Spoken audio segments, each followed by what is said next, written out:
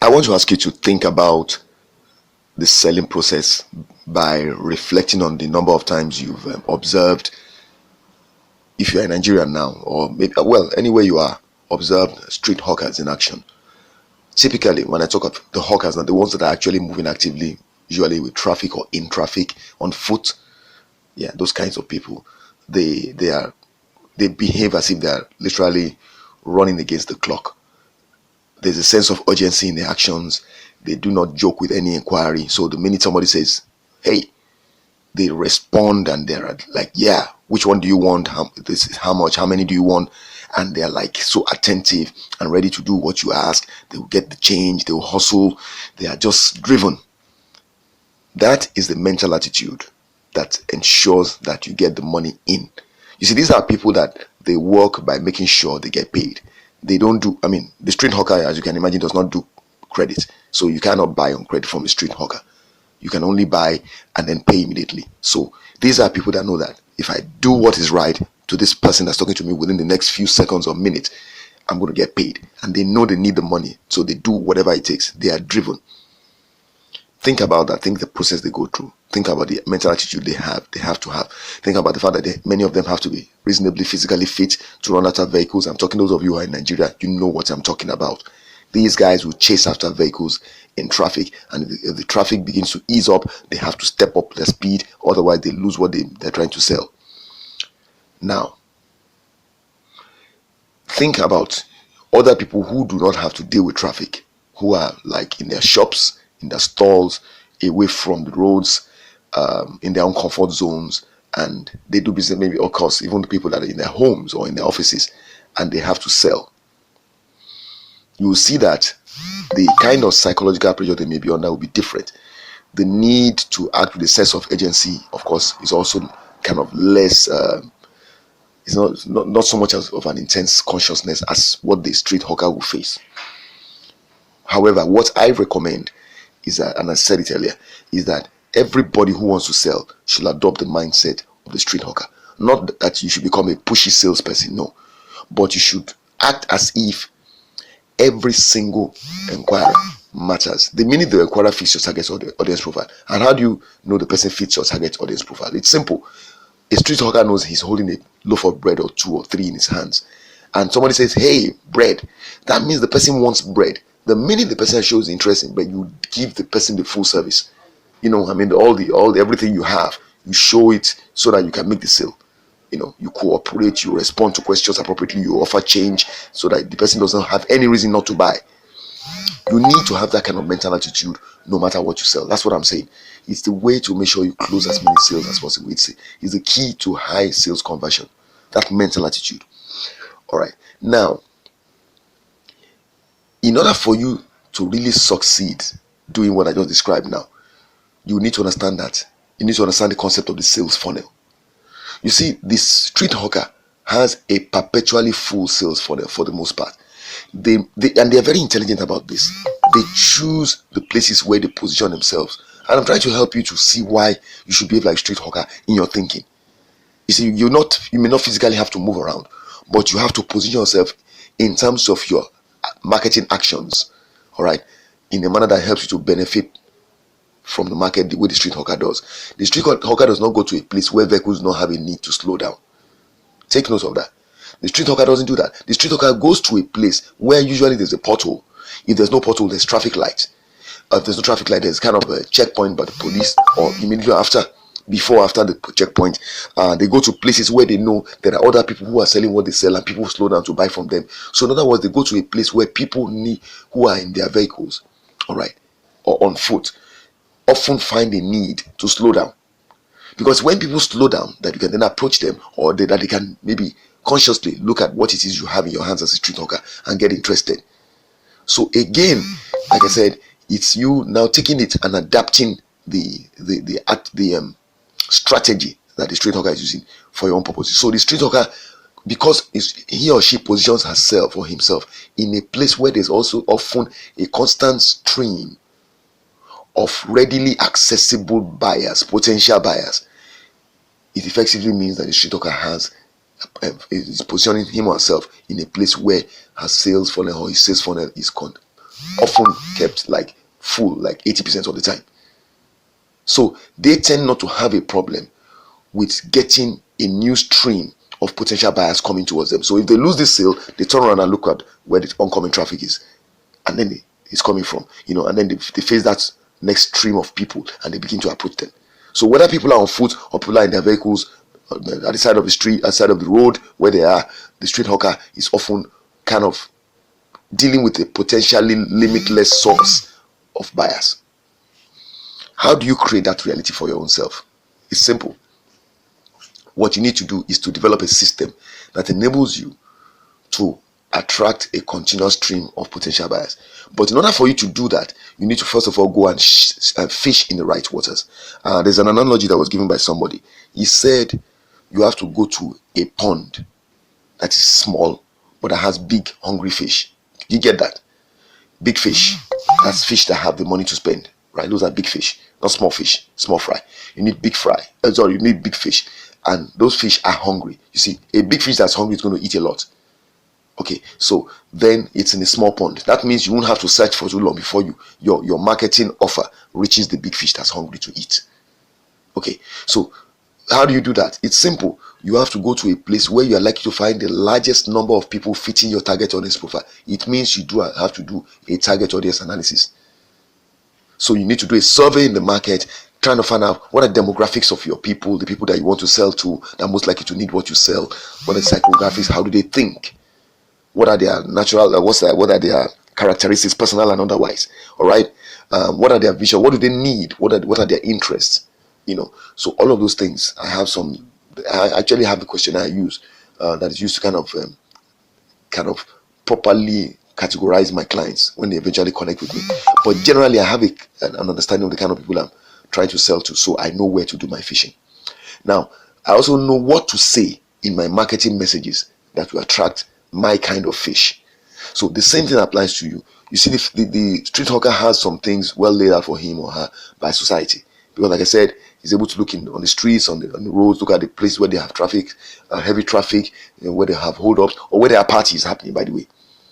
Where people are gathering in large numbers, where you have events holding, weddings, birthday parties, competitions, conferences, those kinds of things. The street hawker is constantly looking for places where people are assembled or are moving at slow speeds in large numbers. That's how the street hawker decides where to pitch his or her tent and begin to make sales offers.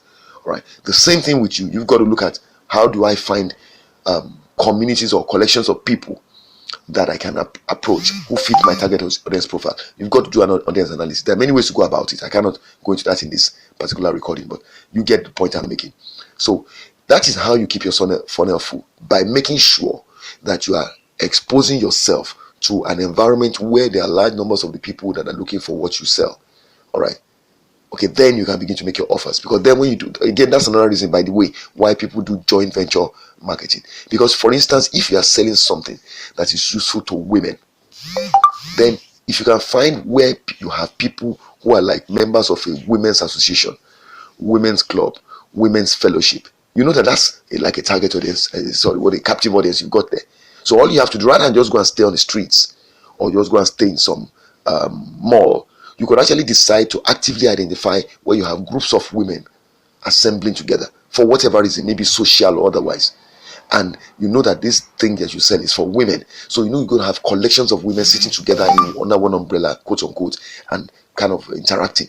Then if you come, you look for the leader of that group of women, and you make your kind of announce that you have this. So of course you cannot just walk up to the group, then you tell the group leader, and more often than not, the leader might just say, okay, right, these are my members, you can come over at so and so time and talk to them, let's see if they're interested.